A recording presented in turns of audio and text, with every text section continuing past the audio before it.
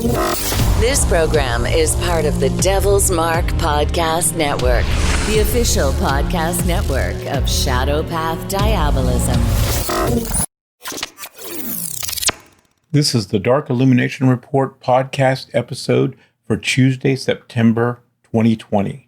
And on today's episode, I'm going to be answering a question from Emily, who asked about the use of alcohol in satanic rituals. This is the Dark Illumination Report podcast, the official podcast of Shadow Path Diabolism, your daily dose of Diabolonian philosophy to inspire you on your journey down the crooked shadow path. Here's your host, R.J. Womack, Brother Nero.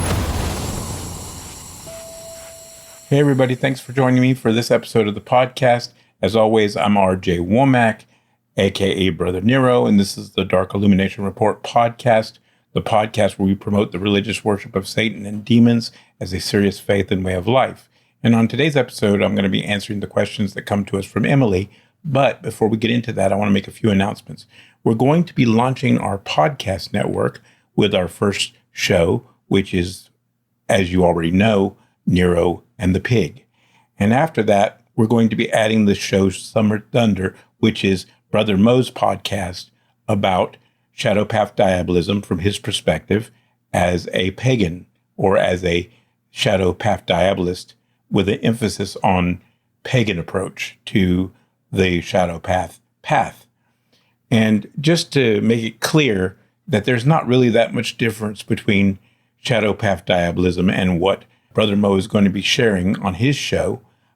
The only difference is that he kind of emphasizes the horned god aspect, or the Pan aspect, or the Dionysus aspect of Satan's nature, as opposed to more of the traditional devil or Satan aspect, because that's what he's comfortable with.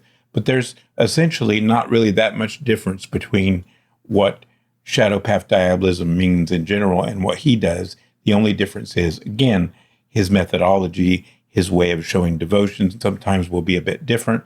But Shadow Path Diabolism is intended to be individualistic. It's intended to respect your individual approach. It's intended to encourage you to build your own personal relationship with Satan.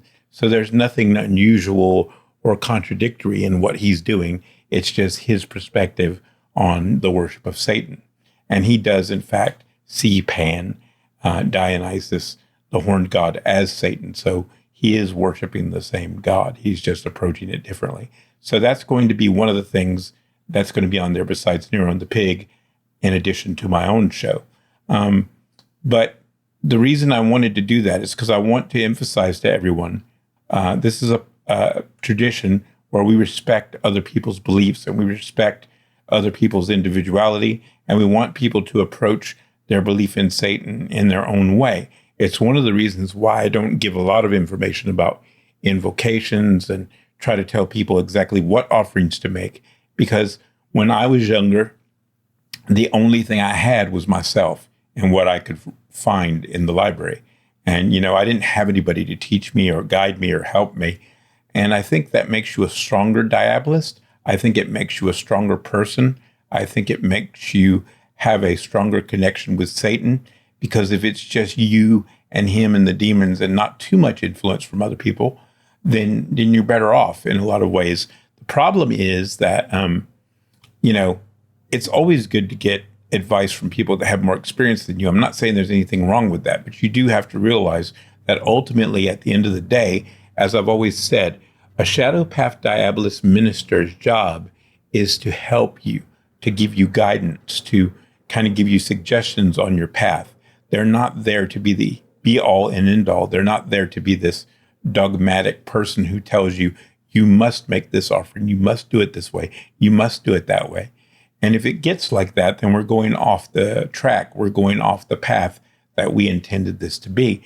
You have to understand that what Shadow Path Diabolism is it really is all about trying to encourage people to reestablish or build their relationship with Satan, and to build their relationship with other people in the community that are as devoted as they are. This is a devotional path, and we're dedicated to promoting a religious approach, a religious devotional approach to connecting with Satan and the other demonic gods. And that's extremely important. And the best way to do that is by making your own personal connection. And if we were to be dogmatic about everything and say, you must do these rituals this way, you must approach everything just as we say, then you're not going to develop your personal relationship with Satan. You're going to develop a relationship with him, if you do develop a relationship with him, in a way that's not going to be your personal relationship. And that's important. So anyway, I hope that helps. Also, I wanted to let you know that we have plans for other things that I'm not ready to announce just yet, but there are many things coming that you don't know about. And we are dedicated to our work. We are dedicated to this path, and we are serious about it. And we're not going to let anything really distract us from that. So I hope that helps you know where we're going. And there's a lot of good things to come. So please be patient. And as always, that's what we're here for. You know, we're trying to do the right thing. We're trying to help people. And only you can decide whether that's true or not. So anyway, let's get on to the main topic of the show today. So Emily asked about whether she should drink only within the ritual. Should she only do libations and drink alcohol during ritual and not drink any of the rest of the time? Or can you socially drink? Is it okay? And, of course it's okay to drink. I mean, we're pagans, right? I've always said that shadow path diabolism is a form of paganism, and pagans drink. That's what pagans do. They've always drank. They drink, they eat, they do whatever they damn well please, pretty much, as long as it doesn't offend the gods. So of course you should. But having said that, I want to be clear about something. If you feel that Satan's guiding you not to drink, maybe because he knows that you have the potential to develop a certain problem with your drinking, then you shouldn't drink. If someone is an alcoholic and it's going to make them weaker and a less efficient servant to Satan, then of course they shouldn't drink.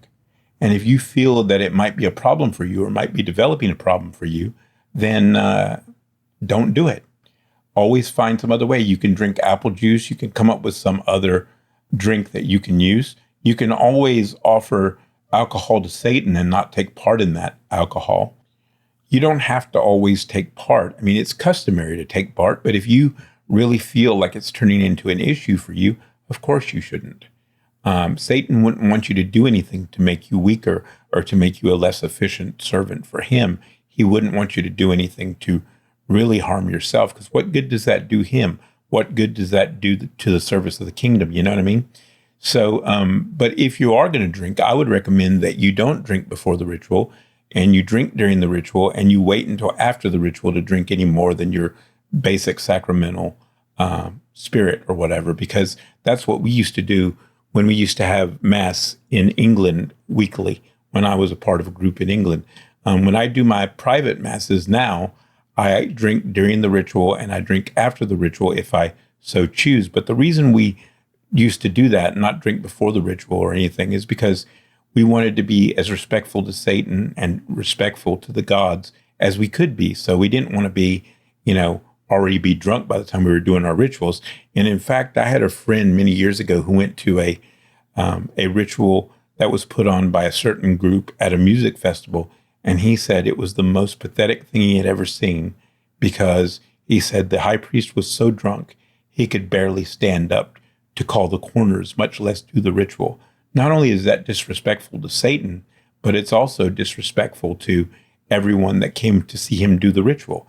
If you're so drunk you can't even stand up, much less do the ritual, what kind of respect is that for Satan and the demons? And what kind of respect are you showing for the people that are part of your congregation? I mean, it's ridiculous. It's childish. It's stupid. Don't do that. But as long as you're not doing that, I don't see any problem in having a drink, I mean, that's what pagans do. We drink, we eat, we do other things, that's what we do.